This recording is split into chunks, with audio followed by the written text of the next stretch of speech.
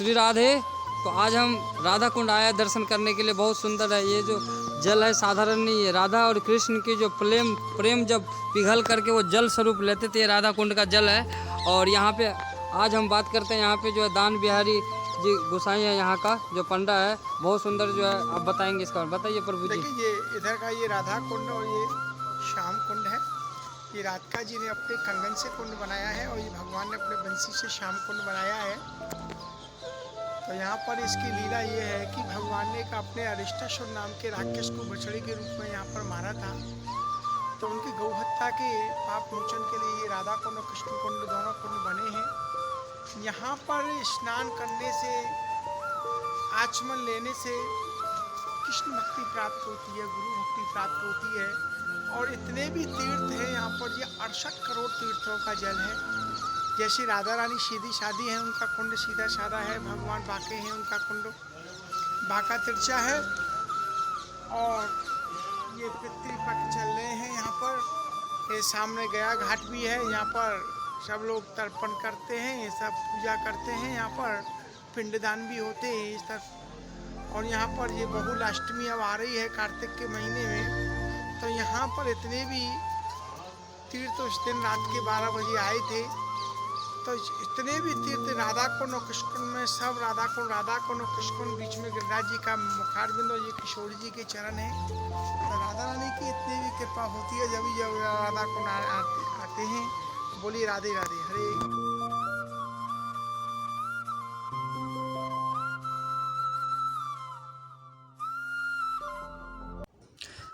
तो राधा कुंड जो है, राधा रानी रात्रि के 12 बजे, जहाँ पे भी हम जिस जगह पे खड़े होकर के वीडियो बना रहा हूँ, यही जगह जो है योगपीठ है। राधा और कृष्ण के जो मिलन के स्थान है, यहीं पे राधा रानी कृष्ण के इंतज़ार कर रहे थे। जब बहुत समय बीत गया, जब कृष्ण जब आए, तो जब राधा रानी को स्पर्श करना चाहते थे, राधा रानी कहती है कि कृष्ण तुम मुझे स्पर्श नहीं कर सकते हो, क्योंकि तुमने दिन के समय में तुमने गौवध किए हो, तुमको गौ हत्या का पाप लगा है। पहले तुमको पाप को प्रायश्चित करना पड़ेगा, तब जा कर के तुम मुझे स्पर्श कर सकते हो। तो कृष्ण कहते कौन सा गौवध? हमने तो अरिष्टासुर जो असुर था, जो कंस ने भेजा था, मैंने उनको मारा, मैंने कोई गौ का हत्या नहीं किया। तब राधा रानी कहती है कि जो कृष्ण किसी भी रूप में था, लेकिन ये थी तो गौ माता थी, इसीलिए तुमने जो गौ वंश की तुमने हत्या किया, इसलिए तुम गौ हत्या का पाप के लिए सारे तीर्थों में स्नान करना पड़ेगा। तब कृष्ण ने अपने पाँव से मार करके जो है श्याम कुंड को उन्होंने जो है प्रकट किया। उन्होंने जैसे उन्होंने गर्त बन गया पाँव मारने से, फिर सब मूर्तिमान रूप में सारे तीर्थ जो है कृष्ण और राधा रानी के सामने आए प्रकट होकर के, राधा कृष्ण को प्रणाम करके। और जो आप श्याम कुंड को देख रहे हैं, आप यही श्याम कुंड पे जो है फिर जो है उन्होंने आकर के जल स्वरूप में उन्होंने अपने जल छोड़ा। अब कृष्ण जो है जब यहाँ पे स्नान कर लिए, तब राधा रानी को कृष्ण कहते हैं कि जो आप मुझे अब स्पर्श नहीं कर सकती हो। तब राधा रानी कहते क्यों? कह रहे तुमने मेरे पापों को उच्चारण किया हो, तो अब तुमको जो गौ हत्या का पाप आपको लग गया वो। तो इसीलिए प्रायः इस संसार में जब हम एक आदमी जो दूसरे को दोष और अवगुण को गुणगान करते हैं तो हमारे अंदर आ जाते हैं, लेकिन राधा कृष्ण में ऐसे नहीं होता है। लेकिन फिर भी जो है राधा रानी को राधा कुंड को प्रकट करना है, तो इसीलिए जो है इस तरीके से जो कृष्ण जो है राधा रानी को कहते हैं कि आपने मेरे गौ हत्या का पाप को उच्चारण किया, तो ये पाप आपको लग गया। तब राधा रानी कहते हैं कि मैं भी यहाँ पे राधा कुंड को प्रकट करूँगी और मानसी गंगा से शुद्ध जल ला करके इस कुंड में रखूँगी, आप सारे सखियों इसमें स्नान करूँगी। तब राधा रानी ने जो है अपने कंगन तोड़े अपने सब सखियों के साथ में, बहुत सुंदर और चकोरे जो कुंड को दर्शन कर उन्होंने राधा कुंड बनाया।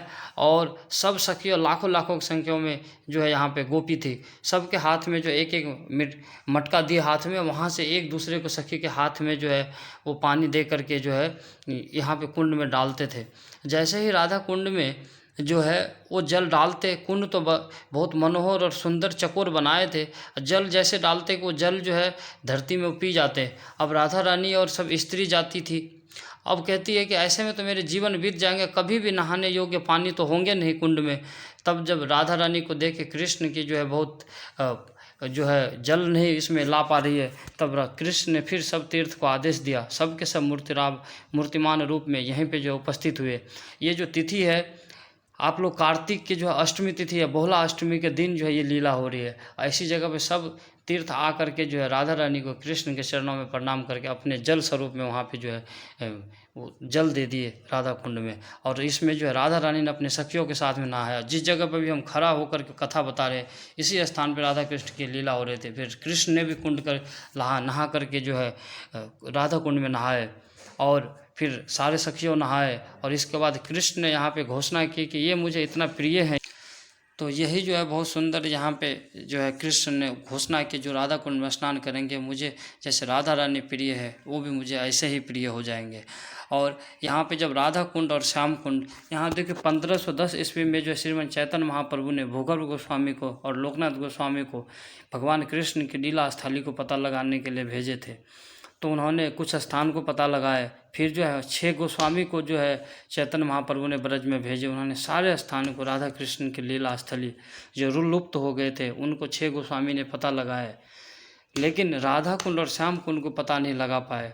तो यहीं पे जो है ये श्याम कुंड के साइड में आप देखेंगे जो है महाप्रभु चैतन्य महाप्रभु जी की बैठक है। वहीं पे चैतन्य महाप्रभु जी उस वृक्ष के नीचे में जो है बैठ करके जब राधा और कृष्ण की जब लीला का जब चिंतन कर रहे थे, तो उसी समय जो है स्वयं उन्होंने जो अष्ट सात्विक भाव के विकार आया और चैतन्य महाप्रभु ने कूद करके जब खेती बन गए थे, काले और गोरे कुंड के नाम से जाने जाते थे, तो उसमें कृष्ण उन्हीं में डुबकी लगा करके फिर चैतन्य महाप्रभु स्वयं ने जो है श्याम कुंड और राधा कुंड को प्रकट किए। जब राधा कुंड और श्याम कुंड जब इस हम लोगों के लिए जब ऊपर सुलभ हो गए, तब इनको जो है रघुनाथ दास गोस्वामी यहीं पे जो है राधा कुंड श्याम कुंड पे रह करके भजन करते थे। आप जब देखेंगे तो राधा कुंड के तट पे उनकी भजन कुटी, उनकी समाधि है। यहाँ पे जो आप देख रहे हैं, यहाँ पे एक वृक्ष है, जो वो वृक्ष जो है यहाँ पे पंच पांडव वृक्ष है। आप लोग आइएगा तो किसी से पूछ सकते हैं कि पंच पांडव वृक्ष जो है, यहाँ पे 5 पांडव जो है नित्य जो है राधा कृष्ण की लीला का जो है दर्शन करते हैं। जब रघुनाथ दास गोस्वामी जब श्याम कुंड को जब जीर्णोद्धार करवा रहे थे, जब चकोर बना रहे थे, तो उन्होंने जैसे ही उन्होंने वृक्ष के पास जब काटने के लिए गए, तो उन्होंने उनके सपने में आकर के रघुनाथ दास गोस्वामी को कहते हैं कि जो देखो मैं तो 5 पांडव हूँ, यहाँ पे राधा कृष्ण की लीला को मैं दर्शन करता हूँ, मुझे मत काटिए।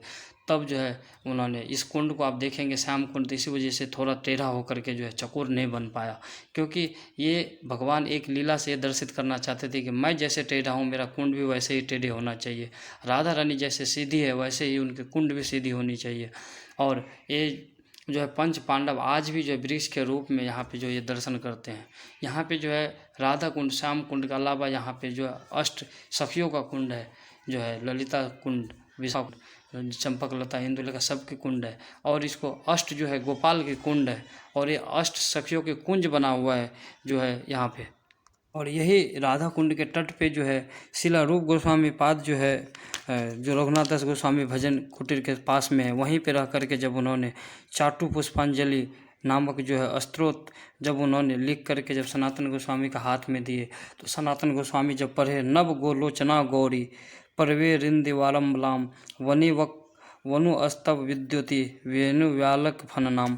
मतलब उन्होंने बोले कि जब राधा रानी के बहुत सुंदर जो है बालों पे जो है वो झूला झूल रही है, और काली सी बाल जो है काली सी जो है जैसे नाग की फन होती है, इस फन पे जो है बेनी लगाई हुई है, राधा कृष्ण इस पे जो है लीला को विहार करते हैं। जब इन चीज़ को जब सनातन गोस्वामी जैसे पढ़े, तो उन्होंने उनको रूप गोस्वामी पाद को बोले कि आपने ये कैसे उन्होंने वर्णन कर दिए, वेनी व्यालंग फनानाम, मतलब जो है आपने राधा रानी के बालों की जो बेनी है, इसके आपने जो है उसकी जो तुलना जो है आपने जो एक सर्प जो है नाग के फन से आपने किया। तो ऐसे ही जब वो तुलना किए, तो तुलना करते ही जैसे ही यहाँ से आगे बढ़ रहे थे, तो अचानक से देखा कि उसके सामने एक चित्र आया और राधा कृष्ण की उन्होंने लीला का दर्शन हुआ। और इस पे देखे कि राधा रानी जो है उस पर झूला झूल रही है, और उनकी काली सी बाल जो ऐसे लहरा करके नीचे उस पर बेनी लगी हुई है, और काले सर्प जैसे उनकी जो है ऐसे फन बनी हुई है। जब इस लीला को जब दर्शन करके उन्होंने बोला कि नहीं, ये रूप गोस्वामी पाद जो भी लिखे हैं इस ग्रंथ में वो पूरा सत्य है, कि राधा रानी की जो है बाल इसी तरीके से थे। यहीं पे जो है राधा कृष्ण की जो है लीला की भी उन्होंने दर्शन का इन्होंने आनंद लिए।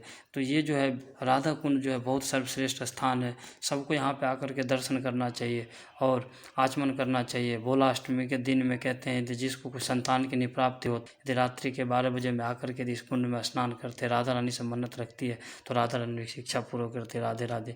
तो यहाँ पे हमारा पंडा जी भी है, तो आप सब आकर के जो है यहाँ पे दर्शन कीजिए और अपने जीवन सफल बनाइए। राधे राधे। यदि हमारा वीडियो अच्छा लगे तो आप सबको लाइक कीजिए, शेयर कीजिए। ऐसी कृपा करो श्री राधे, दीजो वृंदावन को वास। ऐसी कृपा करो श्री राधे।